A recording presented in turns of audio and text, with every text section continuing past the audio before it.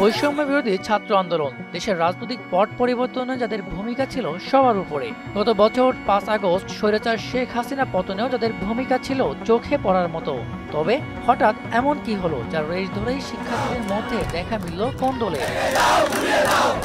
২৬ ফেব্রুয়ারি ২০২৫ বৈষম্য বিরোধী ছাত্র আন্দোলনের সাবেক সমন্বয়কদের উদ্যোগে গঠিত হয় নতুন ছাত্র সংগঠন, নাম বাংলাদেশ গণতান্ত্রিক ছাত্র সংসদ। এদিন সংগঠনটির কেন্দ্রীয় ঢাকা বিশ্ববিদ্যালয়ের আংশিক কমিটিও ঘোষণা করা হয়। তবে হঠাৎ করেই ঢাকা বিশ্ববিদ্যালয়ের মধুর ক্যান্টিনের চিত্র কিছুটা এলোমেলো বনে যায়। কমিটি ঘোষণাকে কেন্দ্র করে পাল্টাপাল্টি স্লোগান, বিক্ষোভ, হাতাহাতি এবং পরে অন্তত ২ দফা মারামারির ঘটনা ঘটে। তবে কেন এই সংঘর্ষ? রাজনৈতিক পট পরিবর্তনের পরে দেশের ছাত্র জনতা যে স্বপ্ন দেখা শুরু করেছে তাদের মধ্যে কেন এই রেষারেষি? বিক্ষোভকারী শিক্ষার্থী নতুন সংগঠন নেতাদের সঙ্গে কথা বলে জানা গেছে, ঢাকা বিশ্ববিদ্যালয়ের শিক্ষার্থী এবং বেসরকারি বিশ্ববিদ্যালয়ের শিক্ষার্থীদের মধ্যে নতুন সংগঠনের শীর্ষ পদ নিয়ে বিরোধের কারণে এই ঘটনা ঘটেছে। বিক্ষোভে অংশ নেওয়া বেসরকারি বিশ্ববিদ্যালয়ের শিক্ষার্থীরা নতুন ছাত্র সংগঠনের কমিটিতে তাদের সঠিক প্রতিনিধিত্ব চান। তারা দাবি করেন কমিটিতে ঢাকা বিশ্ববিদ্যালয়ের শিক্ষার্থীদের প্রাধান্য দেওয়া হয়েছে।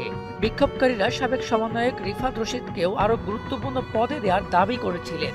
তবে রিফাত রশিদকে নতুন ছাত্র সংগঠনের কেন্দ্রীয় কমিটির জ্যেষ্ঠ যুগ্ম সদস্য সচিব করা হয়েছে। এদিন বেলা ৩টায় মধুর ক্যান্টিনে সংবাদ সম্মেলন করে কমিটি ঘোষণা করার কথা থাকলেও বিকাল ৪টার কিছু পরে মধুর ক্যান্টিনের সামনে যান বেসরকারি বিশ্ববিদ্যালয়ের একদল শিক্ষার্থী।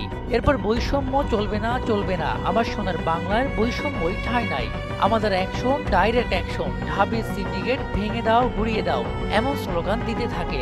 এ সময় বৈষম্য বিরোধী ছাত্র আন্দোলনের সাবেক সমন্বয়ক রিফাত রশিদের পক্ষেও স্লোগান দেন তারা।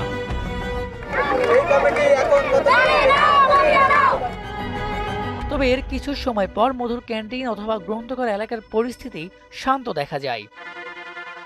এদিকে ঘটনাটি নিয়ে সামাজিক যোগাযোগ মাধ্যমে চলছে নানা আলোচনা। বৈষম্য বিরোধী ছাত্র আন্দোলনের মুখপাত্র ফাতেমা লিখেছেন, পুরান রাজনৈতিক বন্দোবস্ত, ঢাবির পক্ষে আর রাজনৈতিক বিশ্ববিদ্যালয়ের স্তর থেকে উত্তরণ সম্ভব হলো না, ঢাবির ঐতিহাসিক পরাজয়।